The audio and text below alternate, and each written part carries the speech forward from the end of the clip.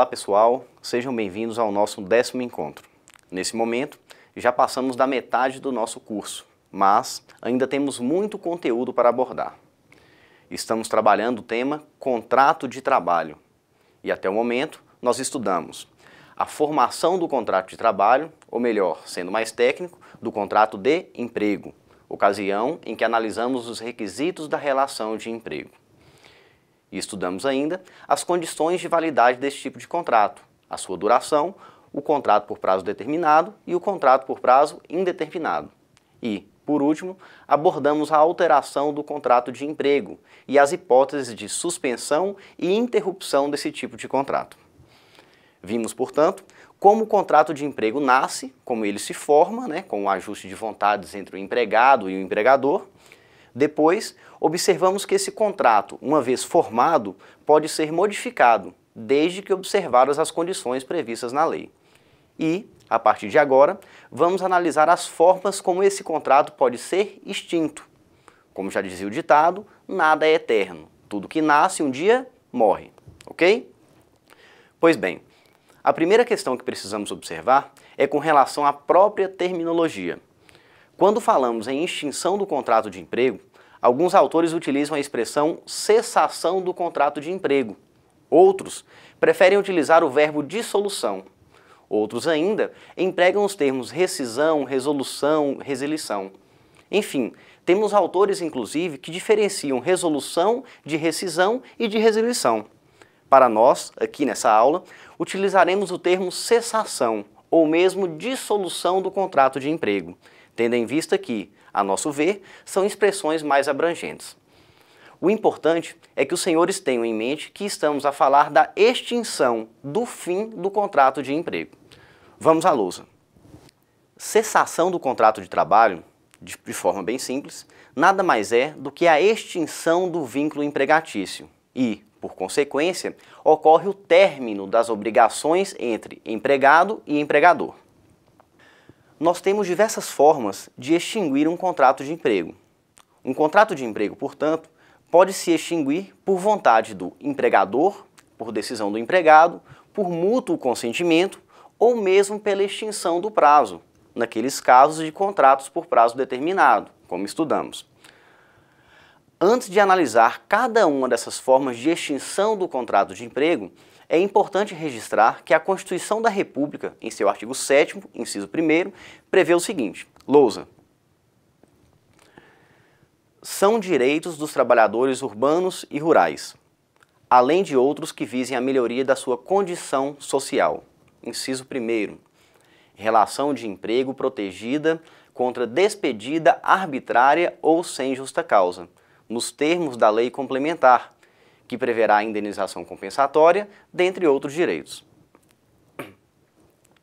Ora, vejam que a nossa Constituição da República, em consonância com o princípio da proteção, que estudamos lá na unidade 1, busca proteger o empregado contra dispensas arbitrárias. Essa proteção, hoje, costuma se dar pelo pagamento de determinados direitos ao empregado nas situações em que o empregador resolve dispensá-lo sem justa causa, de forma arbitrária, unilateral. Exemplo dessa proteção é a multa de 40% do Fundo de Garantia sobre o Tempo de Serviço, o FGTS, que é devida nas hipóteses de dispensa sem justa causa. Pois bem, dando continuidade, passamos à análise da extinção do contrato de emprego por decisão do patrão, do empregador. Quando o empregador resolver pelo fim do contrato de emprego, ele pode fazê-lo com justa causa ou sem justa causa. Primeiro, por ser mais simples, vamos analisar a dispensa sem justa causa. Lousa. A extinção do contrato de emprego sem justa causa ocorre quando o término do contrato se dá por vontade do empregador, sem que o empregado tenha dado motivo para a dispensa. Nesse caso, como a nossa Constituição prevê a proteção contra a dispensa arbitrária, o empregado tem direito, faz jus, a algumas verbas que não teria direito nas hipóteses de dispensa com justa causa. Observem que é uma situação lógica. Se o empregado foi despedido sem qualquer motivo, é natural que ele tenha alguma compensação por isso.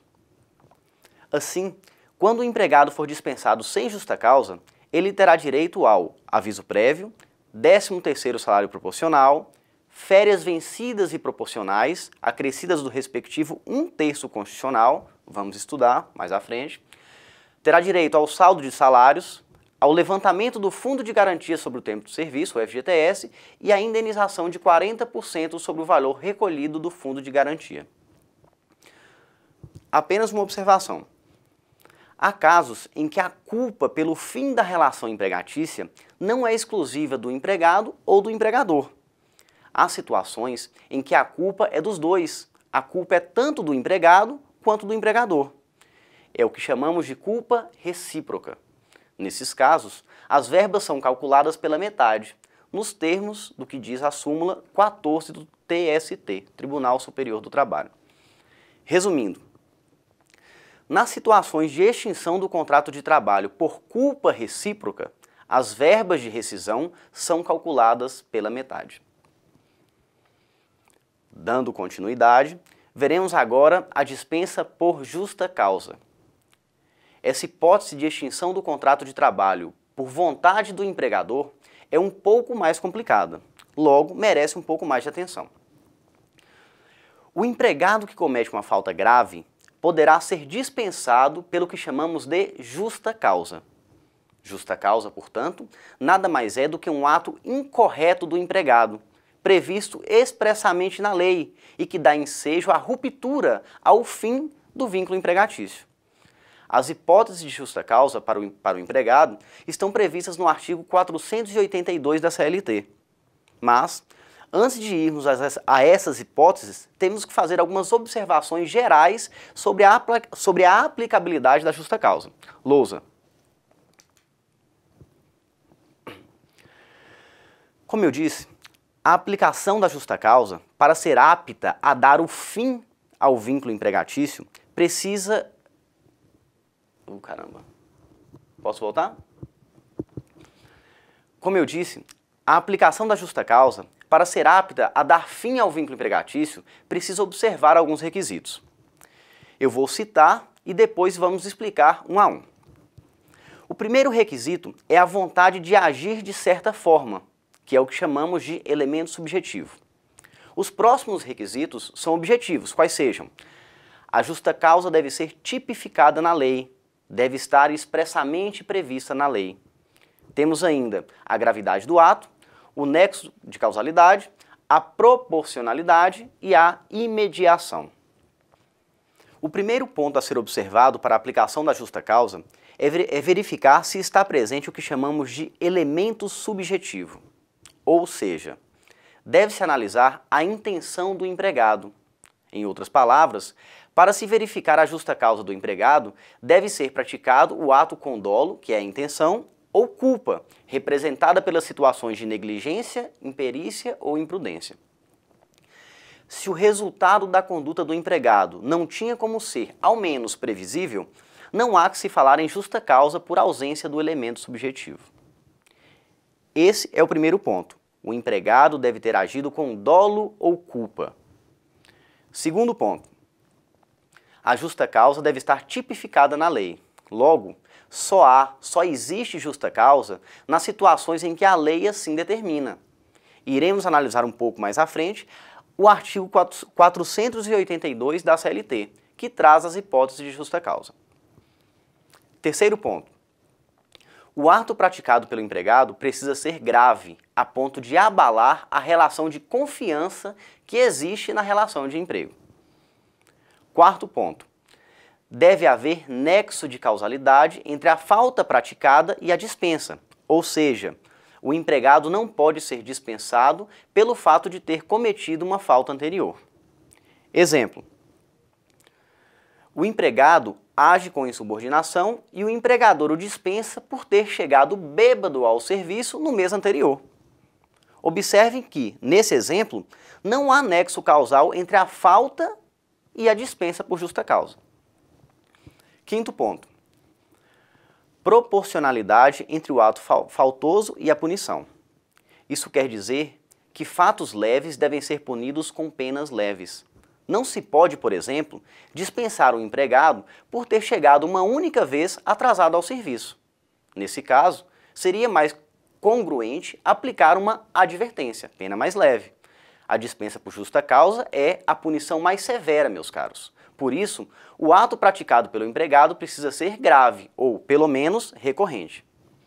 E, por fim, sexto ponto, temos a imediação. A penalidade deve ser aplicada ao empregador o mais rápido possível. A omissão do empregador pode ser interpretada como perdão. Eu não posso dispensar um empregado meu hoje em virtude dele ter praticado um fato grave no passado. O correto é que a aplicação da penalidade ocorra logo após a prática da falta pelo empregado. A aplicação da justa causa pressupõe que se analisem todos esses pontos que acabamos de falar. Na prática, portanto, a dispensa por justa causa deve ser precedida da análise de todos esses elementos. Pois bem, agora sim, analisados esses requisitos, passaremos a apontar algumas das hipóteses de justa causa previstas no artigo 482 da CLT. Esse artigo traz 13 situações de justa causa.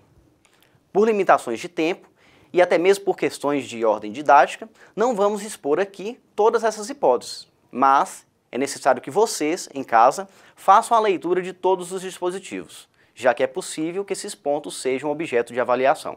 Lousa.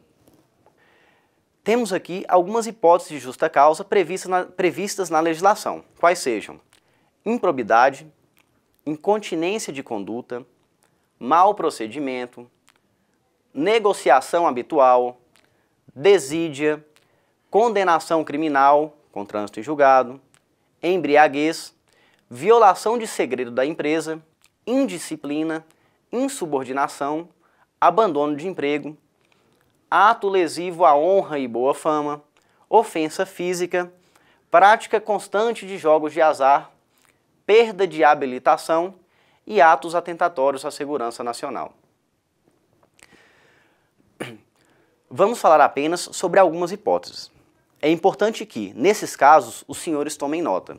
Primeiro, improbidade. Age com improbidade o empregado que presta serviços com má qualidade, de forma imoral. Improbidade revela mau caráter, maldade, desonestidade. Exemplo, empregado que furta materiais da empresa, ou ainda aquele empregado que apresenta atestados médicos falsos. Essas duas situações caracterizam improbidade. Próximo ato que gera justa causa: incontinência de conduta. Essa situação, meus caros, está ligada ao desregramento do empregado no tocante à vida sexual. Atos obscenos e pornografia são situações que exemplificam bem a incontinência de conduta. Próxima situação: mau procedimento. É uma atividade irregular do empregado, incompatível com as regras a serem observadas por uma pessoa normal. O mau procedimento tem caráter residual, ou seja, o ato faltoso do empregado, que não puder ser encaixado nas demais situações do artigo 482 da CLT, poderá ser considerado como mau procedimento, desde que se trate, repito, de um ato irregular. Próxima hipótese de justa causa: negociação habitual. Situação do empregado que pratica comércio, isto é, exerce empresa durante o trabalho e sem permissão do empregador. Desde que esse comércio seja reiterado, ou seja, habitual, poderá ensejar a justa causa. Prosseguindo, temos ainda a condenação criminal. A condenação criminal, com trânsito em julgado, pode gerar dispensa por justa causa, desde que o empregado tenha sua liberdade cerceada, privada. Até mesmo porque, nessa situação, ele não terá como prestar os serviços. Próxima hipótese. Temos a famosa desídia. Situação muito comum. Ocorre quando o empregado desempenha suas funções com negligência, preguiça, má vontade. Para que haja desídia, é necessário que o comportamento seja reiterado, habitual, e que o empregador faça pequenas punições, como advertências verbais. A desídia, para gerar dispensa por justa causa, requer um conjunto de pequenas faltas. Próxima situação: embriaguez. Senhores, isso mesmo. Para aqueles que gostam de tomar uma, encher o tonel e fazer o famoso virote, tomem cuidado. pois embriaguez pode gerar dispensa por justa causa. A embriaguez pode ser aquela proveniente de álcool ou de drogas. Temos duas situações de embriaguez, a habitual e a em serviço. A embriaguez habitual é aquela que o empregado se embriaga reiteradamente fora do serviço, mas isso acaba transparecendo, refletindo no ambiente do trabalho. É o sujeito que chega com ressaca todos os dias, faz vômitos no trabalho. Vejam que o sujeito não bebe no trabalho, mas as consequências do goró rotineiro transparecem no serviço. Esse tipo de embriaguez, que não é no trabalho, precisa ser habitual para que haja a justa causa. A outra embriaguez que temos é a embriaguez em serviço, né? Nesse caso, não é necessária a habitualidade, não é preciso a reiteração de conduta. Logo, o sujeito que se embriaga no serviço uma única vez poderá ser dispensado por justa causa. Mas atenção, para aqueles que gostam de tomar uma, nem tudo está perdido. O que a lei trabalhista tipifica como justa causa é a embriaguez, e não o ato de beber de maneira comedida. Ainda quanto à embriaguez, é importante registrar que, embora seja causa de dispensa por justa causa prevista na lei no artigo 482 da CLT, alguns doutrinadores entendem que ela, a embriaguez, não deveria ser considerada motivo de dispensa por justa causa. De acordo com parcela da doutrina, a embriaguez deve ser encarada como uma doença e, dessa forma, o empregado que se encontrar nessa situação deve ser encaminhado para o órgão previdenciário competente, no caso, o INSS. Lá, o empregado irá solicitar o auxílio-doença, se realmente for o caso. Pois bem, estamos analisando as hipóteses de justa causa previstas na legislação trabalhista. Por hoje, vamos encerrar, mas continuamos com o mesmo assunto na nossa próxima videoaula. Obrigado pela atenção e até breve.